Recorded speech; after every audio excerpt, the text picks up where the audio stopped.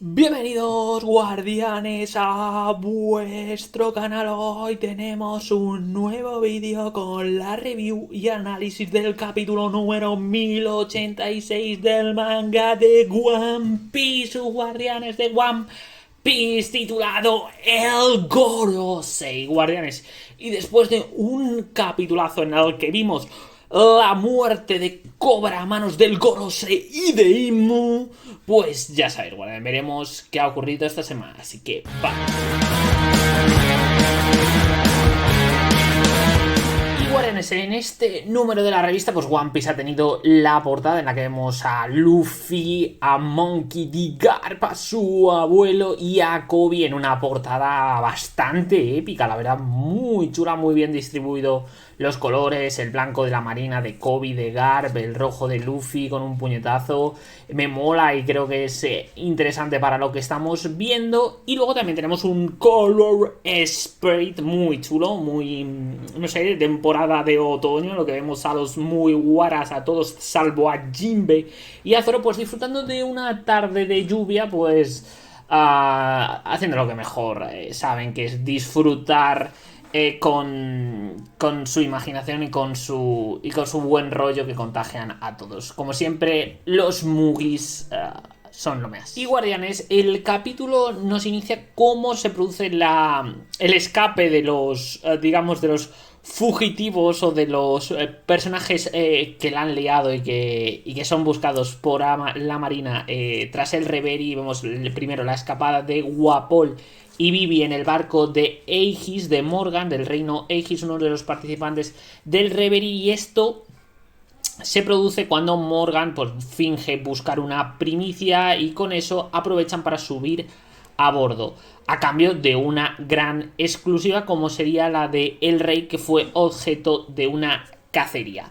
Y aquí ya entendemos todo lo de Morgan, porque no era muy normal ver cómo el capítulo que era 1076, si no me acuerdo, ver un Morgan que rompía con todo lo que había demostrado su personaje, inventándose una noticia cuando él es un heraldo de, digamos, de la verdad.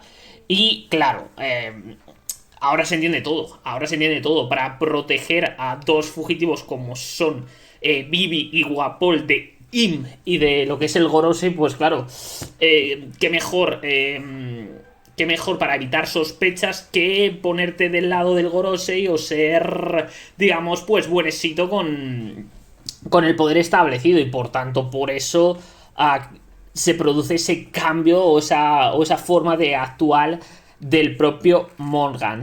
También vemos como Guapol no es capaz de contarle la verdad a Vivi, que vio por dos motivos. El primero, pese a que a él no le caiga ni bien Vivi ni realmente Cobra, es muy duro tener que confesar pues el asesinato además a sangre fría del padre de Vivi, más que el CP0 claro, la búsqueda continua que va a tener el CP0, que se ha convertido en una de las personas más buscadas de todo One Piece por parte del Gorosei y Deim. Pero además, guardianes, de ver esta huida, también vemos como Bonnie se escapa a través del barco del reino Tajine, mientras que Sabo se escapa a través del barco del reino de Lulusia. Por tanto, ya nos confirmamos que Bonnie, yendo en el del reino de Tajine, tuvo ese naufragio y llegó a Edgehead, y porque Sabo se encontraba en Lulusia en el momento en el que fue erradicada la isla.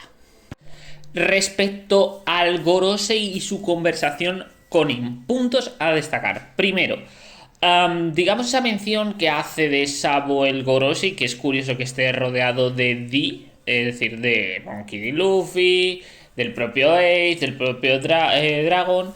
A ver, a lo mejor solo es una mención sin más, pero bueno, pero es interesante. Es interesante hacer pensar que es verdad, que al final Sao está rodeado de Daddy. Pero lo importante, lo principal, es resolver el tema de intelectual, es decir, el tema de Vegapunk y ese suceso tan importante que se nos relató que sucedió en Egghead y que involucra a los Mugiwara, así que me imagino que Oda, después del hiatus de un mes, pues empezará a contarnos. Luego, Respecto a lo que os comentaba de la conversación, Imu habla de utilizar el invento de Vegapunk llamado Mother Flame, que hablando como habla de él, parece un arma de destrucción masiva. Que sea curioso que, digamos, su creador o la persona a la que Imu, digamos que señala como creador sea Vegapunk. Luego, cuando hable del análisis final del capítulo, hablaré sobre esto porque me parece que es bastante interesante. Y los propios miembros de Ghost dicen que no han probado todavía el efecto de la misma, que sería interesante probar su funcionamiento, pero en una zona pues a lo mejor forestal, donde no pueda causar ningún tipo de problema y poder ver el funcionamiento de la misma. Pero Imu le dice que no, que vamos a probarlo en Lulusia. Joder, hostias, que hay gente aquí, ¿cómo vas a probar un arma de destrucción masiva? Pero le da igual, el mundo se mueve por su creador. Y le pregunta al Gorosei, ¿pero por qué exactamente? Dice, porque está muy cerca. Vamos, que el Gorosei puede decir en misa que sí, Imu dice esto, Gorosei, vamos, pa'lante y no toques un poco los huevos, si no, aquí a lo cobra. Pero los guardianes, lo más interesante es que ahí sí que ya tenemos la revelación. Una revelación interesante, para mí no súper importante en el sentido que, wow, hemos descubierto mucho. No, se descubre realmente el nombre de los miembros del Gorosei. Y en este caso, el primero de ellos es el guerrero divino en defensa de la científica, que es Saint Jai García Saturn, que es el que ya conocíamos. El segundo, guerrero divino del medio ambiente, Saint Marcus Mars, es decir, Saturno, Marte. Luego el tercero, guerrero divino de asuntos jurídicos, Saint Totman Valkyrie, Saint Totman Valkyrie, que es, me imagino, Mercurio por Valkyrie, Mercurio, me da la sensación. Cuarto, el guerrero divino de las finanzas, Saint Ethan Baron V Nasiyuro. El V, me imagino, será de Venus. Y el quinto, el guerrero divino de la agricultura, Saint Separ Jo Peter. Ojo, Peter, de Júpiter.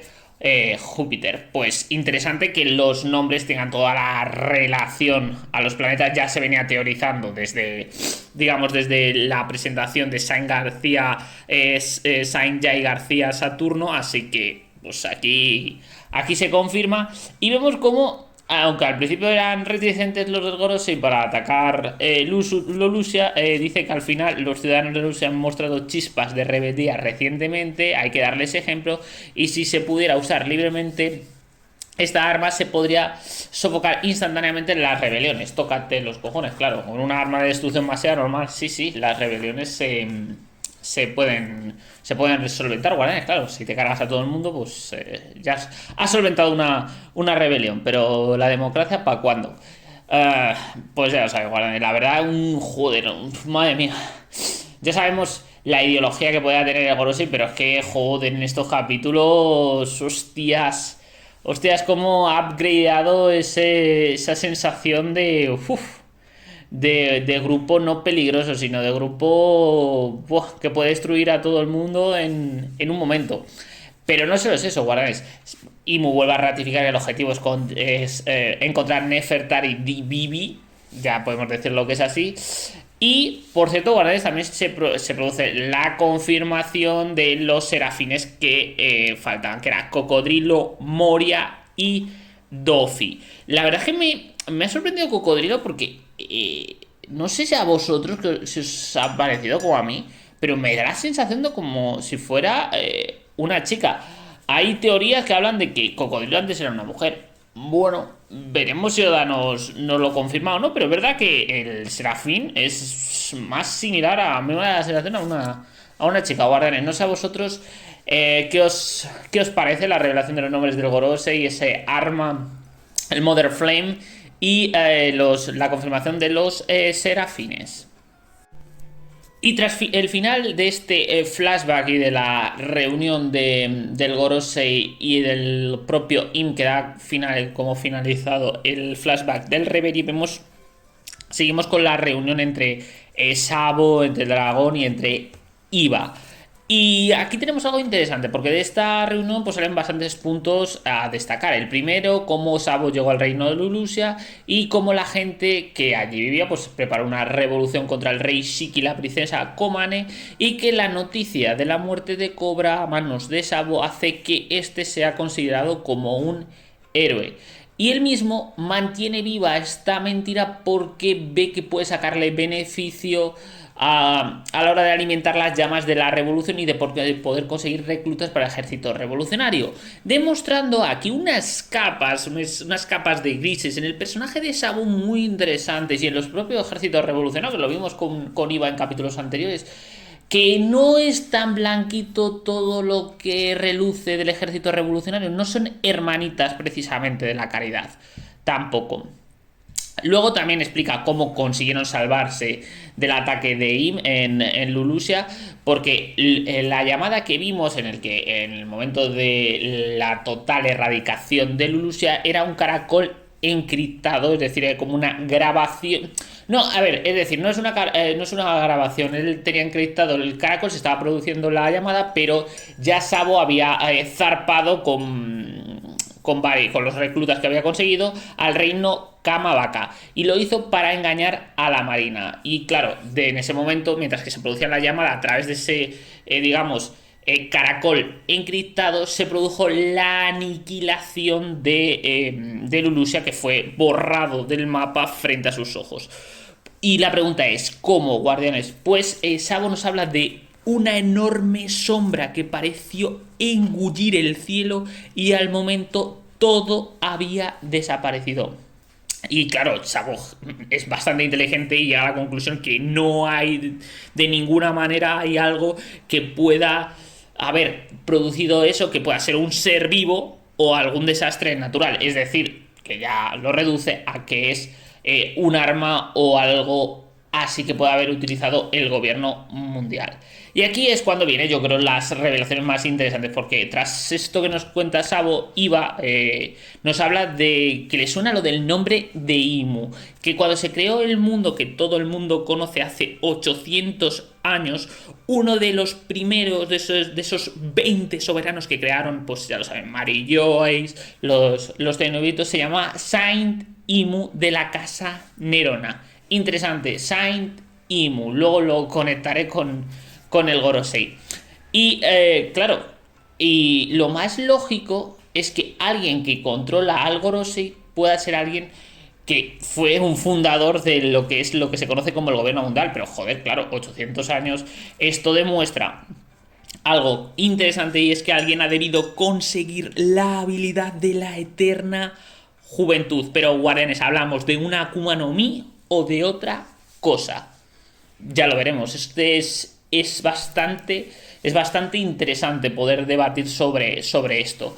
Y el tercer punto que deja sobre la mesa, y en este caso es Iva, si ese arma que destruyó Lulusia es un arma de creación de Vegapunk, algo que el propio dragón no cree porque conoce a Vegapunk y viendo la personalidad de Vegapunk es dudoso, o un arma ancestral, es decir, si estamos ante Urano. Esa es la pregunta, guardianes. En los comentarios me decís qué creéis o cuál creéis que es la respuesta, Vegapunk o Urano. Y ya, guardianes, para finalizar lo que es el capítulo, tenemos que hablar con el último de los puntos interesantes, la aparición de cierto personaje. Y para eso Oda nos lleva a Mary Joyce, donde vemos que un Tenryubito está siendo juzgado, algo que parecía imposible, y condenado a muerte. Pero este es Don Quijote Miosgard.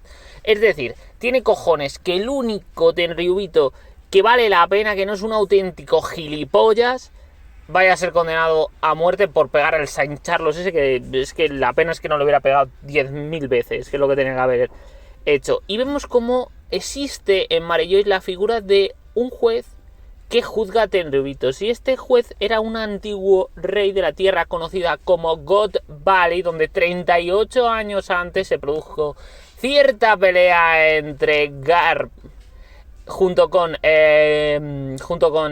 Goldie Roger contra Sebek, contra Rox D. Sebek. Que, guardianes, viendo esto, cada día tengo más claro que el flashback de esa pelea yo creo que va va a asistir, se va a hablar de Sebek. Se hablaba de una película que pudiera contar la historia, pero yo creo que luego todo lo va a meter en el manga. Y ese, digamos, ese rey y ahora juez de Mjosgard, su nombre es Sangarlin Figarland, y se desempeña como, además de juez, el comandante supremo de los caballeros sagrados guardianes. Y esto es muy interesante porque se conecta con cierto personaje pelirrojo llamado Shanks, ya que en la película de One Piece Film Red, en la novela o en el tomo se hizo de la película, se nos relata o se nos dice que Shanks pertenecía a a la familia Figarland. Y además de mostrarnos la ideología de este Sangarlin, diciendo que quien protege a esa escoria, es decir, a proteger a los Jojen como hizo Mjosgard, es inferior a la escoria que protege. Tócate los cojones, vaya ideología, vaya personaje que se nos presenta, además con un diseñito facherito, así pues en plan viejete, pero molón, y con una cosa muy curiosa que es el peinado y la barba, que entre los dos hacen como una luna. Muy curioso, muy potente, tiene pinta de ser poderoso, y menuda presentación de esos Holy Knights, de esos caballeros sagrados.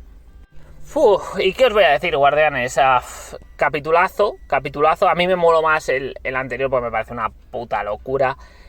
Pero este me parece más importante todavía. Tiene revelaciones por todos los lados. Bueno, las revelaciones que hace Oda, es decir, te revela 2 cositas y te da otros 2 misterios para teorizar, la verdad. Capítulo súper interesante. Y del capítulo quiero analizar varias cositas así en especial. El primero, el Mother Flame. Ya he hablado de eso, el arma que destruyó, que erradicó completamente Lulusia.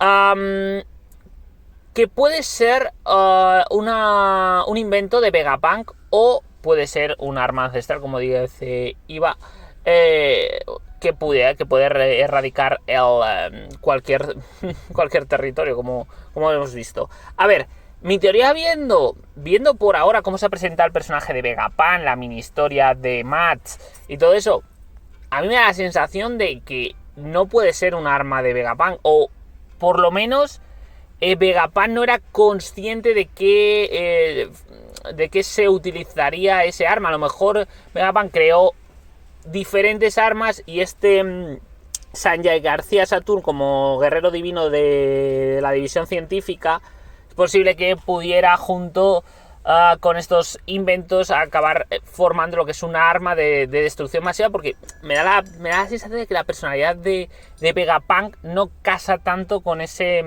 tipo de armas. Pero bueno, guardianes, tampoco conocemos mucho a Vegapunk y no conocemos el incidente de Egghead. A ver si va a haber ahí un plot twist brutal de Oda cuando conozcamos ese incidente mayúsculo que se produjo en Egghead.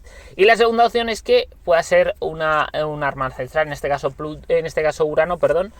Y a ver, el problema es que estoy de acuerdo con lo que dice Dragón, que es raro que si ya la tuvieran la utilicen ahora. Es como que la acaban de conseguir ese arma, acaban de construirla y la utilizan, la están probando. Entonces, que sea un arma ancestral, si ya la tenían, ¿por qué no la han utilizado antes? Ahí estoy de acuerdo. Por eso me puedo decantar más por una arma de creación científica, pero no creada directamente por Vegapunk.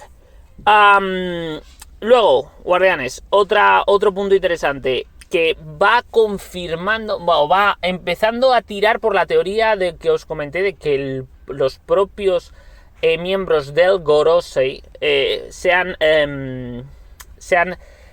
partes de IM al estilo Vegapunk, que os dije el otro día, porque me parece curioso cómo se les ha presentado, en forma de nombre de planetas, además de ser 5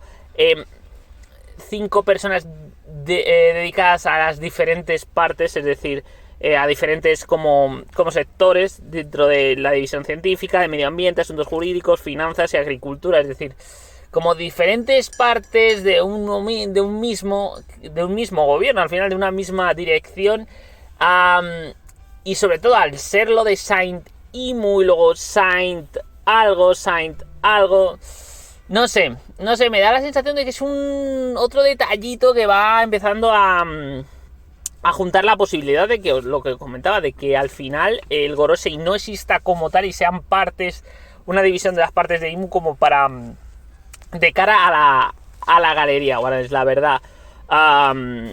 Tremendo toda la revelación del Gorosei. Y por último, Guardianes, quiero destacar dentro en este análisis lo que dice Iba de por qué puede ser que Imu fuera Saint Imu, el soberano de hace 800 años de la casa Nerona. ¿A través de qué? ¿De la operación de la Ope no Mi o a través de otra cosa?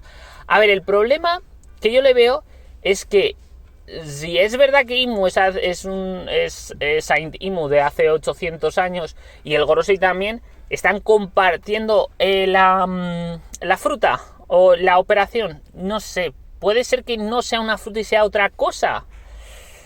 Pues es que Oda te lo deja siempre en stand-by. Nunca sabes muy bien a qué atenerte con el crack de Oda. Y puede ser una de las dos o ambas, yo qué sé, es que potentísimo, potentísimo todo lo que nos ha revelado el Gorosei en este capítulo. Y por último, Guardianes, una teoría sobre los Figerland, sobre Garling Figerland y sobre todo su relación con Shanks. Lo primero que habría que decir es que Sam Garling sería el padre de Shanks, y esto tendría la explicación de por qué Shanks puede entrar siendo un pirata en Mary Joyce sin problemas y puede reunirse con el Gorosei sin problemas, claro, siendo su padre el líder de los caballeros sagrados. Pero no es solo eso, sino que Shanks y su banda serían el resto de los miembros de los caballeros sagrados, porque qué casualidad, Guardianes, que solo se nos haya presentado el comandante supremo cuando en la mención de dragón vimos bastantes miembros de esos caballeros sagrados. Así que esta parte de la teoría hablaríamos del grupo de los piratas de Shanks como esos caballeros sagrados que tienen como objetivo llegar al One Piece, llegar a Laugh Tale y custodiarlo para evitar que ningún pirata / historiador pueda descubrir la historia, toda la historia de One Piece, toda la historia del siglo vacío y guardar las espadas tanto del Gorosei y del propio o la propia Im-sama. ¿Y qué pasa? Ejemplo clarísimo.